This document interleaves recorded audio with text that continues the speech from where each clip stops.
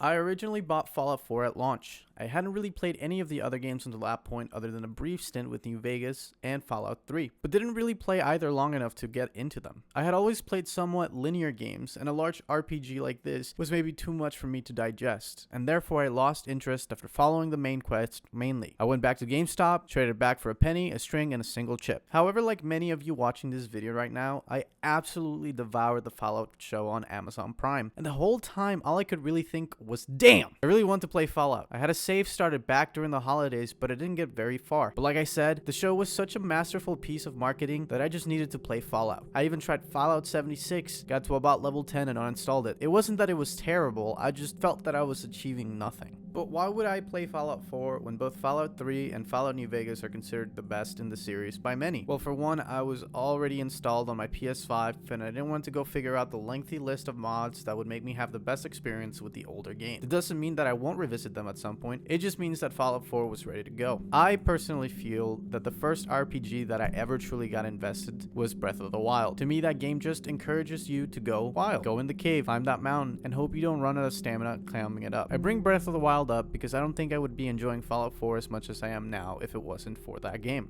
See, I feel that in the past, I was playing the Fallout games wrong. In my small little teenage brain that only thought about like 3 things at a given fucking time, I hyper-focused on completing the main story. At that point, a game was one that was to be completed. Who cares about the dialogue or the lore-filled terminals? I just want to shoot more and finish this damn game. Where is my son? Who is my son? What is my son? But funny enough, I think that focusing on the main story really made the game so much harder. Always short on stimpaks, eating literally every piece of food in my inventory to stay alive and either become addicted to chems or become ill from radiation. See, the Fallout I was playing was miserable. Where's the fun, I would ask myself? What more is there to this game? But today, in my mid-20s, I get it now. I understand. These games are best when you don't focus on the main story. I spent most of my time in my current playthrough fast traveling to a part of the map that looks completely barren and empty, and just wandering around. What is that building? Is this a hospital? Why am I on a ship packed with robots? I think one of the most satisfying parts is when I get to a quest and I'm asked to go to a place I have already cleared, so I can just run in and out and be done.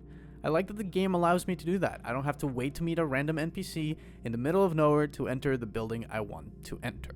Look, I remember when this game came out, one of the big criticisms it received was that it was more of a first-person shooter and less of an RPG. And to be fair, I originally started my build with a focus on melee, but have just been shifting over to something that allows me to do more damage with semi-automatic rifles and pistols. I don't know if it's because it's easier that way or because I actually have hat drops from legendary enemies that I want to keep with me. I've gone from a no intelligence brute to a somewhat educated vault dweller that can upgrade his weapons to do more damage and also enjoy soon deep pockets on his gear to carry more junk around the Commonwealth wasteland. In some ways, I'm playing into more of the first-person shooter aspect of the game, which I personally find enjoyable, but I'm understanding of those who want to smash their way around and knock out Deathclaws with their bare hands, feeling a bit displaced in this sandbox. For me personally, what I really can't get behind is building settlements. If I can give props to Fallout 76 about something, is the life improvement updates that they made to building settlements. The fact that I can't snap walls together as smoothly and easily and making sense in Fallout 4 is enough for me to lose complete interest. Like, why is there that gap? I don't want there to be a gap. Why are you telling me that the only way to build things is accepting there's gaps? That is just lazy. I think it was a good idea that likely was capitalizing on the popularities of crafting survival MMOs and something that could attract players that like games such as Animal Crossing or Stardew Valley. But for me, it's something that I rarely find myself motivating my exploration. At least in Fallout 76, your friends could come visit you and check out your improvements. I'm playing on the next-gen update for the PS5, and I haven't run into any crazy breaking bugs, other than the one time I was doing a quest,